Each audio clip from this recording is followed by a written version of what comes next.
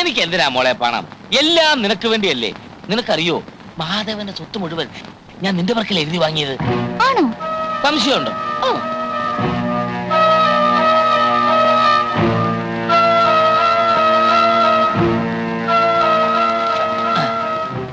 ദേ നോക്ക്, എനിക്ക് പണം വേണമെന്നുണ്ടെങ്കിൽ ഇത് എന്റെ പേർക്കല്ലേ ഞാൻ എഴുതി വാങ്ങിക്കൂ.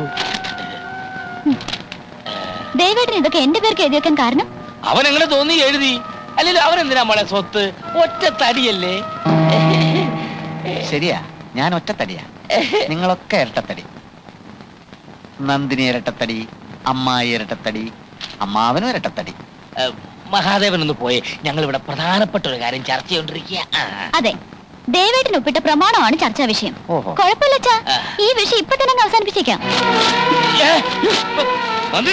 എന്താ നന്ദിനി നീ കാണിച്ചത്? കൈ കിട്ടിയത് മുഴുവൻ കളഞ്ഞില്ലേ? ഇനിയിപ്പോ ആശുപത്രിയും വീടും മറ്റു സ്വത്തുക്കളും എല്ലാം പിന്നെ എന്റെ തലയിലായില്ലേ? നിന്റെ അഹങ്കാരം അവസാനിപ്പിക്കും. സാരമില്ല അമ്മാവ, അമ്മാവനുടൻ വേറൊരു പ്രമാണം റെഡിയാക്കിക്കോ.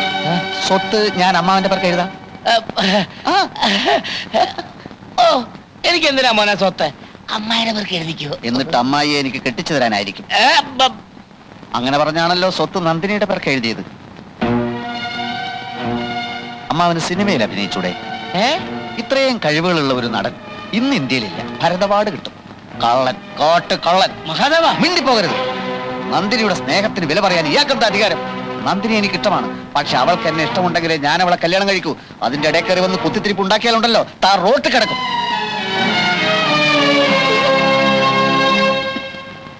പെണ്ണന്വേഷിച്ച് വീടായ വീടൊക്കെ കയറിയിറങ്ങിന്ന് വെച്ചിട്ട് കാര്യമൊന്നുമില്ല. ചിലപ്പോ വളരെ അവിചാരിതമായിട്ടായിരിക്കും നമുക്ക് പറ്റിയ ഒരാളെ കണ്ടെത്തുന്നത്. ഞാൻ ഈ കുട്ടിയെ മുമ്പും കണ്ടിട്ടുള്ളതാ, പക്ഷേ അന്നൊന്നും അങ്ങനെ തോന്നിയിട്ടില്ല. ഇപ്പൊ തോന്നി. ഞാൻ അതല്ല ചോദിച്ചത്. ഹരിക്ക് വേറൊരു അഫയർ ഉണ്ടായിരുന്നല്ലോ, അതെന്നേ വിട്ടു. Yes, come in. ഇതാര്? മിസ്റ്റർ മഹാദേവന് വീട്ടിൽ വന്നപ്പോ കണ്ടില്ല. ഞാൻ പഞ്ചാബിൽ പോയിരിക്കുകയായിരുന്നു. അതെ, ഒരു സീരിയസ് പ്രശ്നം. എന്തേ? രഹസ്യം. പറഞ്ഞോളൂ, എനിക്കും ബാബുവിനിടെ രഹസ്യങ്ങളൊന്നുമില്ല. നന്ദിനിയെ പിടിച്ചോണ്ടുപോയി. അവളുടെ അമ്മാവൻ. നന്ദിനിയെ ഹരികൃഷ്ണനെ കൊണ്ട് കെട്ടിക്കാൻ അയാൾക്ക് ഇഷ്ടമില്ല. ഹരിയുടെ അച്ഛനോട് എന്തോ പൂർവ്വ വൈരാഗ്യം. എന്റെ അച്ഛനോടോ? അതെ, നന്ദിനിക്കാണെങ്കിൽ ഭയങ്കര സങ്കടം.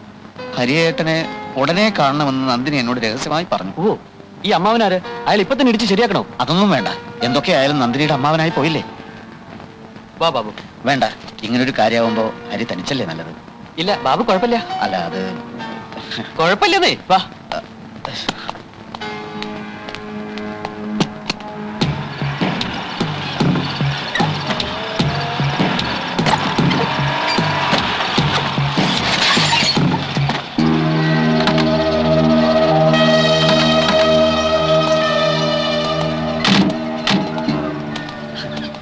ഇവിടുന്ന് അങ്ങോട്ട് ഭയങ്കര കുണ്ടുകുഴിയാണ്, കാറ് പോവില്ല. നിങ്ങൾ ഇവിടെ നിന്നോളൂ, ഇല്ലെങ്കിൽ തിരിച്ചു വരുമ്പോഴേക്ക് കാർ ഇവിടെ കാണില്ല. ഭയങ്കര കള്ളന്മാരുടെ സ്ഥലമാണ്. ആണോ? അതെ. എന്നാ ബാബു ഇവിടെ നിന്നോളൂ, ഞങ്ങൾ പോയിട്ട് പെട്ടെന്ന് വരാം. ഇല്ല, കുഴപ്പമില്ല. വരും.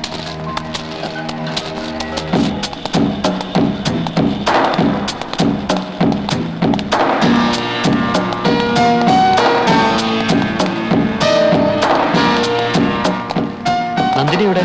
ഇവിടെ ഉണ്ട്, വരും.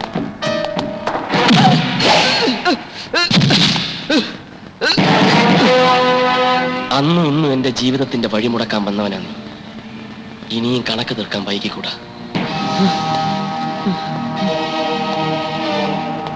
മഹാദേവ, എന്താ ഇത്?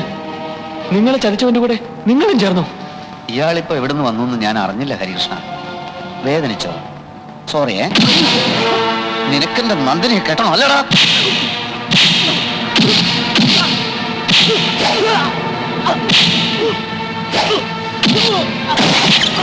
ബാബു!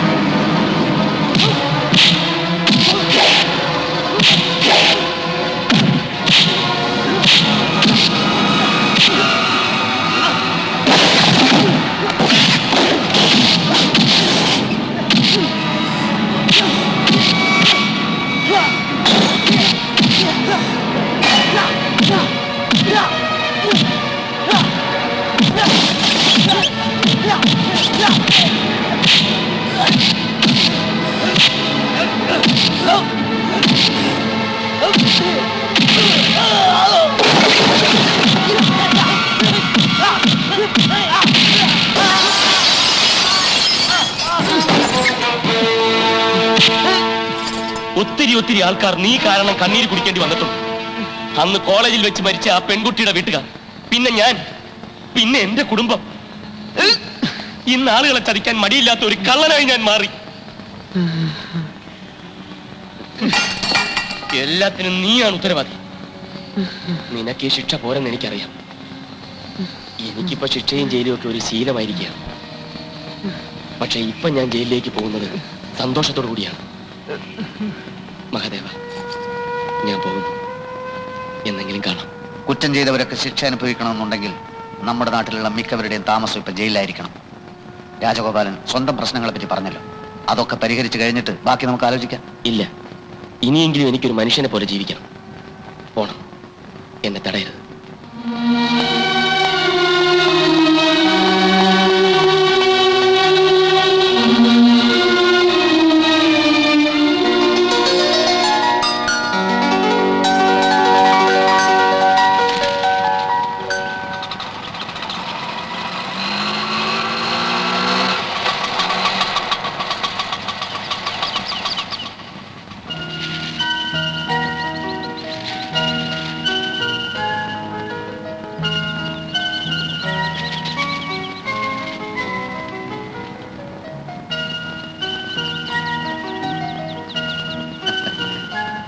പേടിക്കണ്ട, കയറി വരാം. സ്റ്റാഫൊക്കെ മിക്കവാറും പുതിയ ആൾക്കാരാ, രോഗികളും. ശിക്ഷ കഴിഞ്ഞ് ഇന്നലെ ഇറങ്ങി. എന്റെ ചേച്ചി, വീട്ടുകാർ, അവർക്ക് വേണ്ടി മഹാദേവൻ ചെയ്ത ഉപകാരങ്ങൾ ഒരിക്കലും മറക്കാനൊക്കില്ല. ആശുപത്രിയൊക്കെ അലങ്കരിച്ചിട്ടുണ്ടല്ലോ, എന്താ വിശേഷം? അങ്ങനെ പ്രത്യേകിച്ചൊന്നുമില്ല. ഇതിപ്പോ പഴയ കഴുത്തറപ്പ സ്ഥാപനമൊന്നുമല്ല, ഓൾമോസ്റ്റ് ഒരു ധർമാശുപത്രി എന്ന് പറയാം. വാ. ആളിനെ മറന്നിട്ടില്ലല്ലോ അല്ലേ? Doctor Mrs Nandini Mahadevan. 6-7 മാസത്തിനകം ഒരു അമ്മയാവാനുള്ള സാധ്യത തെളിഞ്ഞു കഴിഞ്ഞിട്ടുണ്ട്. Congratulations. Thank you mister clean.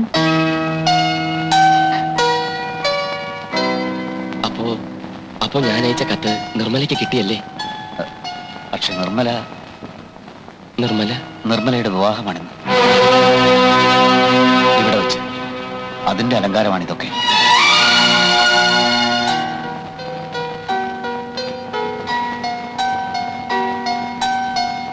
വരൻ മിസ്റ്റർ ക്ലീൻ തന്നെയാണ്. അത്ര പെട്ടെന്ന് സസ്പെൻസ് പൊളിക്കണമായിരുന്നു. ഈ ആശുപത്രിയിൽ വെച്ച് നിങ്ങൾ തമ്മിൽ കണ്ടുമുട്ടി, പരിചയപ്പെട്ടു, അടുത്തു, വഴക്കടിച്ചു, തെറ്റിപ്പിരിഞ്ഞു. ഇതേ സ്ഥലത്ത് വെച്ച് തന്നെ ആവട്ടെ നിങ്ങളുടെ കൂടിച്ചേരലുമെന്ന് ഞങ്ങൾ അങ്ങ് തീരുമാനിച്ചു. പേടിക്കണ്ട, ജീവിക്കാനുള്ള സെറ്റപ്പൊക്കെ ഞാൻ ഉണ്ടാക്കി തരാം. ഒരാളെ പറ്റി രാജഗോപാൽ അന്വേഷിച്ചില്ല. ആരെപ്പറ്റി? എന്റെ അമ്മാവൻ മാധവൻ തമ്പിയെ പറ്റി. അതെ, അദ്ദേഹം അവിടെ ഇപ്പൊ പഴയ ആളൊന്നുമല്ല, ഭയങ്കര ഉത്സാഹിയ, എന്ത് ജോലിയും ചെയ്യും. അമ്മാവാ, ആ മാലയും ബൊക്കെയൊക്കെ ഇങ്ങട്.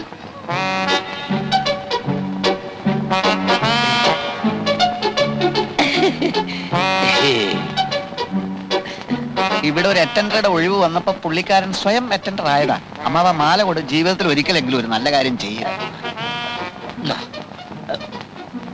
പല്ല് ചിലക്കാത്ത, കോഴി കൂവാത്ത ശുഭമുഹൂർത്തത്തിൽ മാലയിട്.